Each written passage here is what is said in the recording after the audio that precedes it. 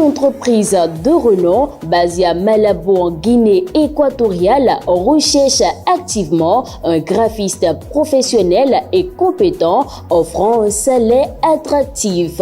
Envoyez vos candidatures à l'adresse mail de acbadarou@gmail.com. Vous pouvez également déposer vos candidatures au siège de Guérit TV Monde à Porte-Nouveau, au quartier Akonaboué, derrière l'hôpital El Fater. Pour plus de renseignements, veuillez appeler le 00 229 91 19 10 10. Date limite de candidature 22 janvier 2024 à 18h précise.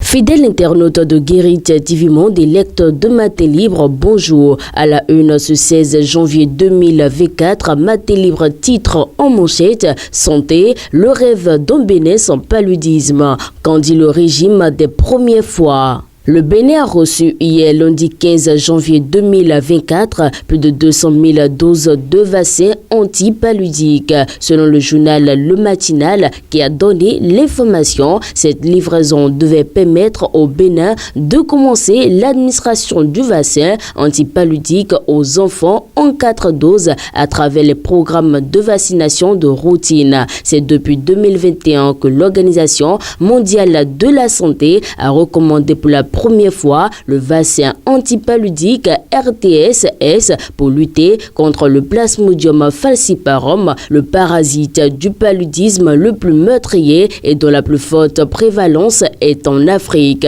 Depuis, des États tels que le Cameroun ont commencé par administrer ce vaccin. Carninois dans cette présentation à présent, univers médiatique béninois, Jérôme Kalos, une bibliothèque à brûler. Jérôme Kalos a tiré sa révérence ce lundi 15 janvier 2024. Le désormais ancien directeur général de la chaîne privée de radio Cap FM est passé de vie à trépas à l'âge de 79 ans. C'est une énorme perte pour la presse en particulier et pour toute la nation béninoise en général. Le grand homme de lettres s'en est allé. Démocratie et gouvernance inclusive. Le caucus des femmes parlementaires en formation. Le message de soutien de Louis Vlavonou. Le président Louis Gbéounou Vlavonou a ouvert ce lundi 15 janvier 2024 au Bénin Royal Hôtel de Cotonou le séminaire de formation des parlementaires sur le rôle du caucus des femmes parlementaires du Bénin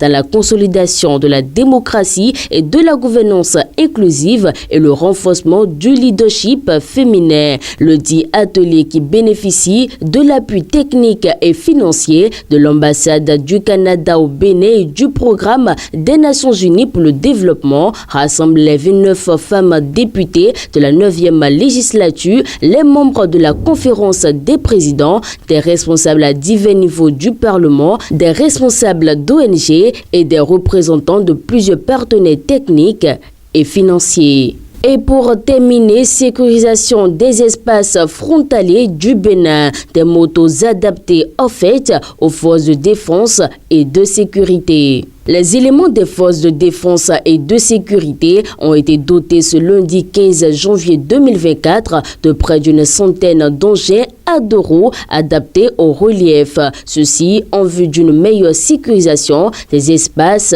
frontaliers. Fidèles internautes de Guérit TV Monde, c'est la fin de la présentation du contenu de la une de votre quotidien de Batito de ce jour. Merci de nous avoir suivis et à demain.